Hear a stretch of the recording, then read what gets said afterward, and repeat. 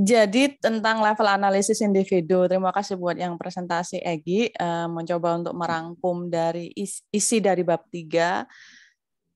Ada banyak pertanyaan yang sangat spesifik yang sebenarnya Egi juga pengen tanyakan ke saya gitu ya sebagai dosen pengampunya. Level analisis individu ini adalah salah satu metode untuk bisa mengenali kepribadian pemimpin suatu negara. Juga bisa sih sebenarnya digunakan untuk mengenali kepribadian seseorang gitu kan, entah dia teman kita, sahabat kita atau siapalah someone spesial. Nah, salah satunya adalah metode ini. Metode ini adalah mencermati proses kognisi. Kognisi itu apa, Gi? Ini pendidikan banget soalnya, Gi. Kognisi adalah kognisi adalah cara berpikir bagaimana seorang individu memproses segala informasi yang diterima di sekitarnya, yang ia terima, ia didengarkan, dan bagaimana dia mencerna informasi itu untuk mengeluarkan sikap atau berpikir menanggapi informasi yang datang padanya. Itu kognisi. Itu kognisi ya. Jadi ketika kalian mendapatkan informasi di luar gitu yang berkaitan dan mempengaruhi kalian, itu ada proses kognisinya. Proses kognisi itu ada yang berjalan dengan sangat cepat, ada yang butuh waktu sedang, dan ada yang butuh waktu lama. Bagi kalian yang memiliki proses berpikir yang butuh waktu lama itu disebabkan karena kalian punya pertimbangan-pertimbangan sehingga kalian tidak mudah untuk mengambil kesimpulan. Kesimpulan itu adalah putusan, ya kan? Kalau dari pertemuan kemarin itu kita menerima informasi, kita membuat opsi-opsi, dari opsi-opsi tersebut kita kemudian menentukan satu opsi yang paling baik menurut kita, tergantung situasi dan kondisinya, untuk kemudian kita ngambil opsi itu. Lah, opsi yang diambil namanya putusan. Putusan itu masih belum menjadi apa-apa sebelum menghasilkan suatu tindakan atau perilaku. Kira-kira gitu ya. Hubungan antara kognisi, option, decision, behavior, dan outcome. Outcome itu dampaknya. Jadi ketika kita kemudian telah melakukan suatu tindakan, orang lain senang terhadap tindakan kita atau tidak, senang tidaknya orang lain itu adalah dampaknya. Itu satunya. Jadi kita bisa mengenal. Nah, yang berpikir yang proses kognisinya lambat itu biasanya orang-orang dengan kepribadian konsiliatoris menurut Gerald Post. Tapi dalam teori kepribadian yang lain menurut Herman itu ada 4. Ada konsiliatif, ada direktif, ada akomodatif, ada satunya apa ya? Satunya lupa. Yang keempat apa ya? Konsiliatif itu kan dibagi 4. Apa satunya?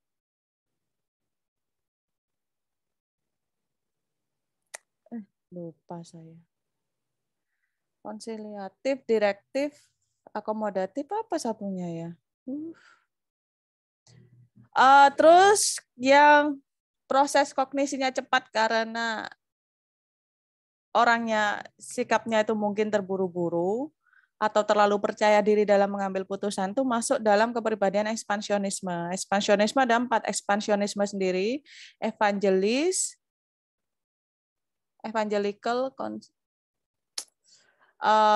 satunya lupa, terus satu ini karismatik. Apa ya satunya? Ekspansionis, evangelis, terus karismatik. Itu harus urut karena itu menentukan kalau ekspansionisme berarti dia tingkat kepercayaan dirinya itu sangat tinggi. Nanti itu tergantung indikator-indikatornya. Indikatornya itu ada dalam tabel yang dibahas, ada dalam tabel di PPT ini.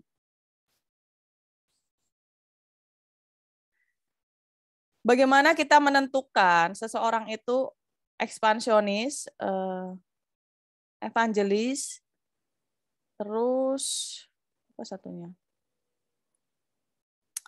Karismatik. Nah, yang pertama adalah kalau kita pakai teorinya Margaret Herman itu namanya pakai metode LTA, Leadership Trait Analysis. Pertanyaannya adalah ini, jadi misalnya kalau kalian membuat suatu penelitian tentang seorang pemimpin global atau seorang presiden suatu negara, maka hal-hal yang ditanyakan apakah ini, hal-hal yang diobservasi. Hal-hal yang diobservasi adalah ini, apakah dia cukup yakin akan dirinya sendiri bisa mengontrol event-event yang berada di sekitarnya. Tuh kan. Kan ada orang ya yang dia tuh sangat percaya diri lah kalau misalnya dia kalau ini pasti akan diterima, kalau dia melakukan ini dia pasti akan menang gitu. Sangat percaya diri sekali, hampir dia tidak pernah merasa dirinya adalah seseorang yang gagal. Biasanya di drama Korea kan ada ya pemain laki-laki male lead ya, male lead, pemain utama laki-laki yang seperti itu. Baru-baru ini saya melihat dramanya Cina, ada seorang CEO muda. Atau kalian pernah kalau kalian pernah lihat sih drama Korea yang terbaru namanya Business Proposal, itu kan CEO-nya adalah orang yang sangat ekspansionis banget. Dia merasa kayak apapun yang ada di sekitarnya yang datang padanya itu semuanya bisa dikontrol. Itu termasuk pada ekspansionisme. Dan kepercayaan yang seperti itu sangat tinggi. Jadi ada levelnya 1 sampai 10, kalau di skala Likert dia termasuk yang 10.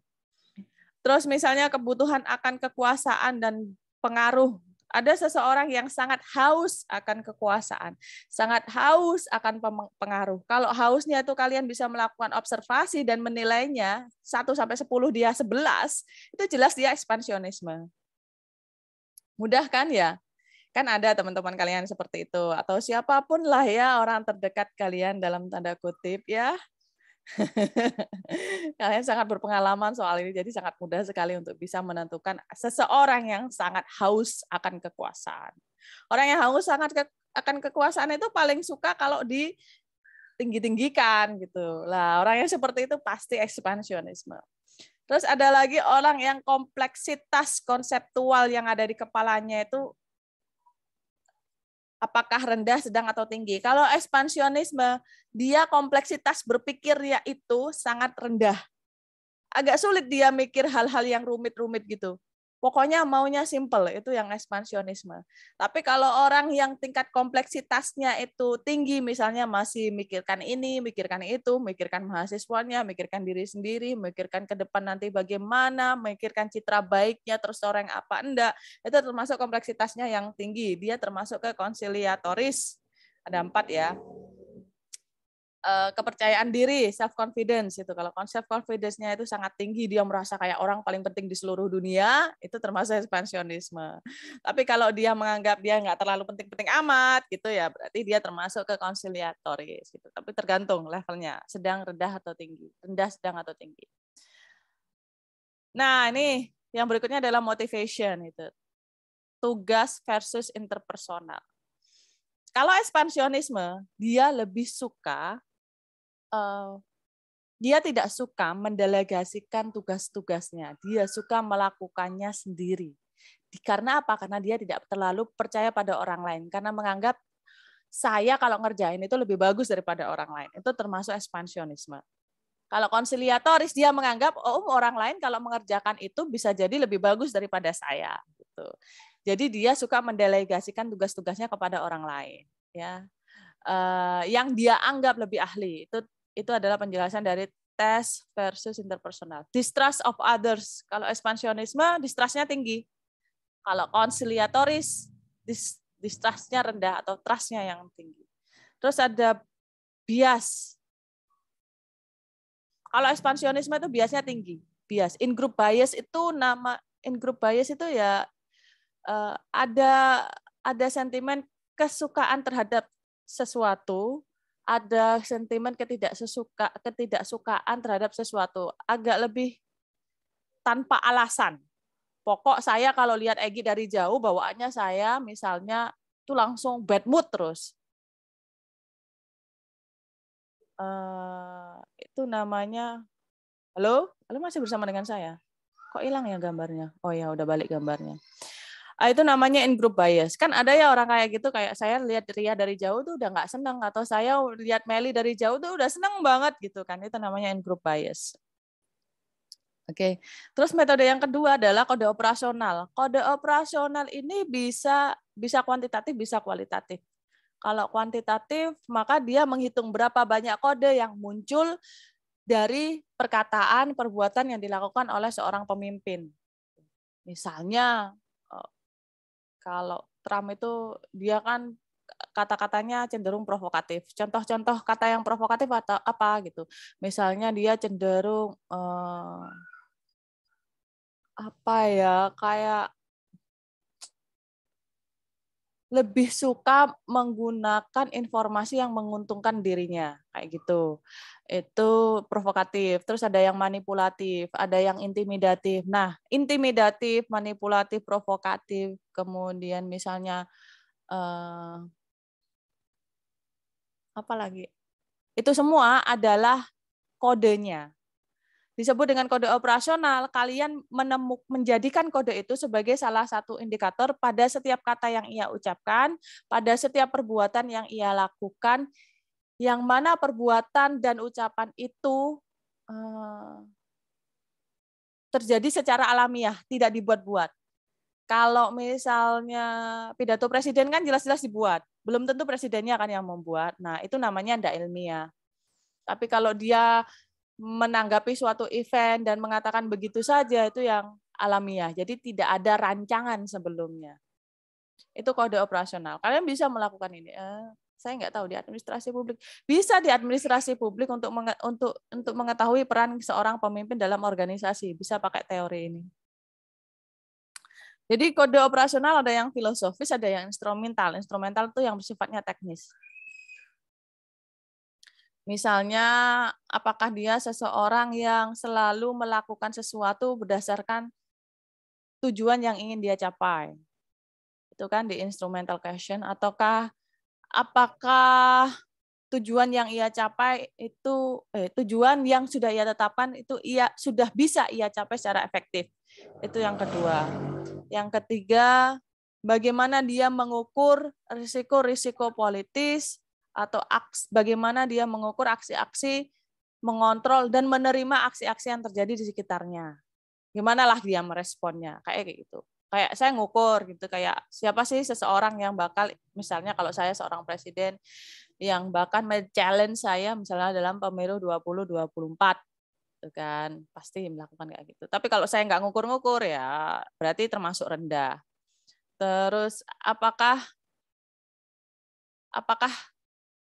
misalnya pemimpin ini selalu bisa memanfaatkan waktunya, aksinya di waktu yang tepat, tempat yang tepat, dan saat yang tepat.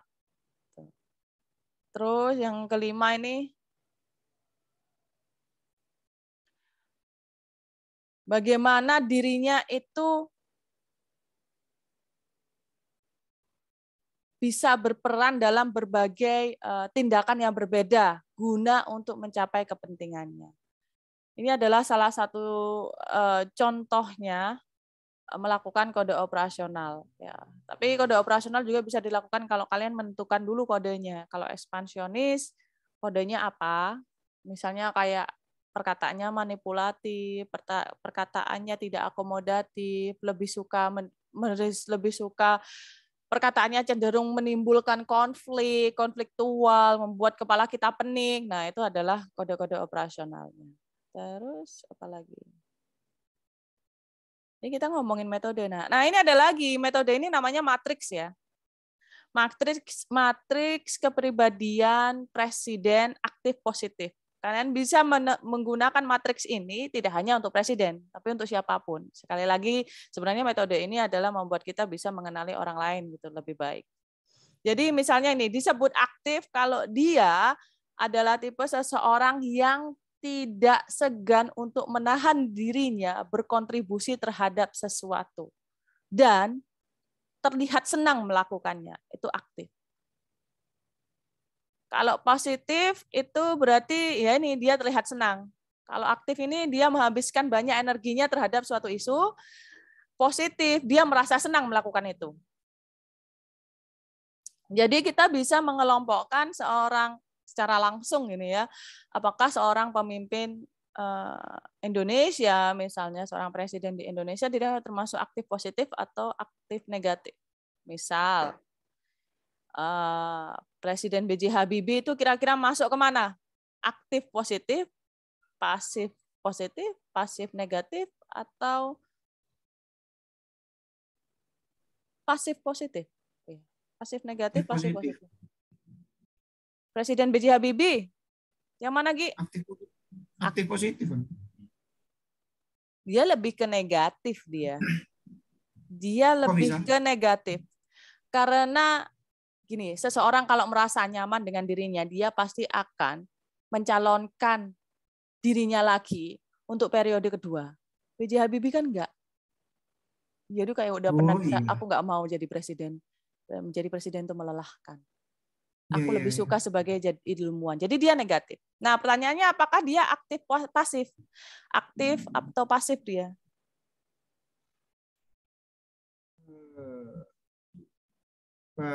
Kenapa Pasif dia ya. kenapa dia nggak aktif? Kalau di ilmuannya dia aktif. Di Tapi kalau keilmuan dia untuk aktif. di Kalau urusan kepresidenan dia presidensial pasif. pasif. Jadi dia lebih cocok pasif negatif. Ya di sini berarti. Ya. Ya kan? Terus pokoknya orang-orang yang ambis itu kebanyakan di aktif positif atau pasif positif. Jarang di sini. Terus itu salah satu karena paling mudah banget kalau B.J. Habibie. Kalau Pak SBY itu aktif positif ya, Ya, aktif positif. kelihatan.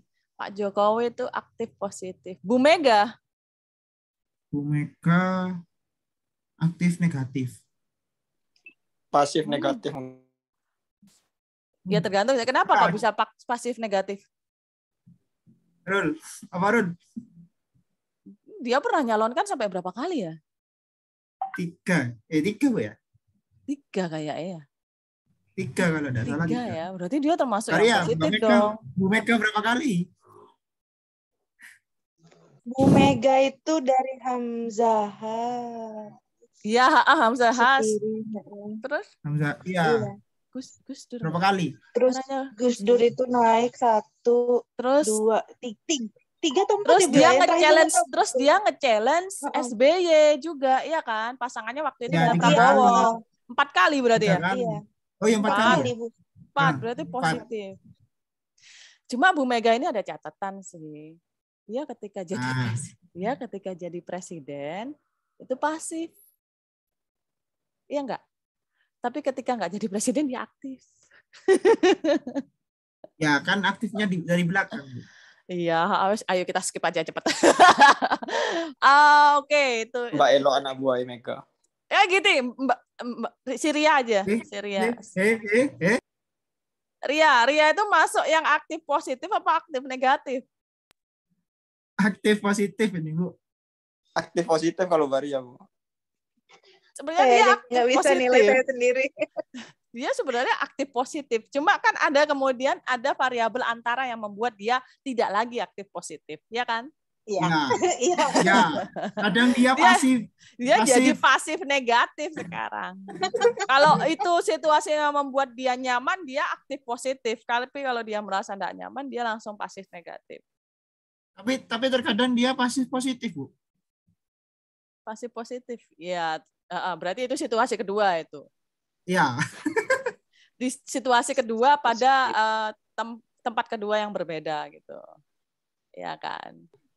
Kan bunglon.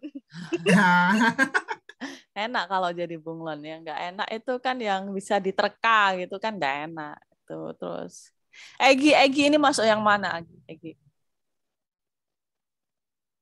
ini kalau di perkuliahan masuk ke ya aktif sih, cuma kalau di kuliah lain pasif kayaknya dia. Tuh kelihatan bener itu ketawanya juga beda. Mata kuliah tertentu, Bu. Iya, mata kuliah tertentu. Jadi kita bisa menentukan apakah seseorang aktif positif, aktif negatif, pasif positif atau pasif negatif tergantung pada situasi tertentu. Situasi tertentu itu yang disebutnya dengan study case. Paham ya? Study case kalau cuma satu dia jadi kualitatif. Tapi kalau banyak study case dia jadi kuantitatif. Jadi menghitungnya misalnya dari 10 study case, dia nampak muncul aktif positif itu berapa kali, baru kemudian ditentukan prosentasenya itu pakai kuantitatif seperti itu.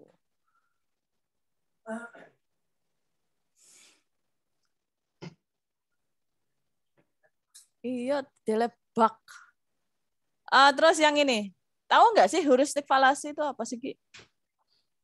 Di penjelasan di bukunya apa sih heuristik falasi itu?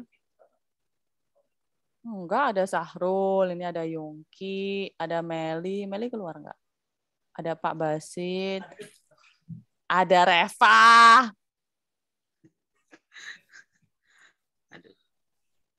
Ojo ganggu Wita lah.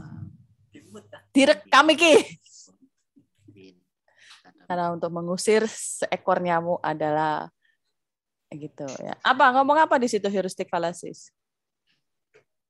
Sejumlah hasil tulisan tentang salah satu karya dari Richard Herd, The Psychology of Intelligence Analysis. Apa katanya? Heuristic and Basis adalah Daniel Hantem, Kahneman, Paul Slovic, dan Amos. Penelitian tersebut menekankan bagaimana cara otak kita bekerja yang sebenarnya daripada apa yang pernah kita pikirkan tentang cara kerja otak kita. Paham nggak sih? Terus? Luas banget. Terus? Banget, Bu. Terus? Penelitian ini hendak menganalogikan cara kerja otak kita seperti suatu mesin. Kita selalu percaya akan kemampuan otak kita yang seolah tanpa batas dalam merekam memori jangka panjang.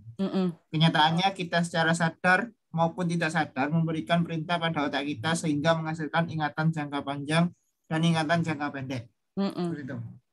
Heuristik fallacies itu adalah otak kita cenderung bisa merekam dengan baik kalau ada hal-hal yang mengikuti informasi atau peristiwa yang direkam oleh otak kita.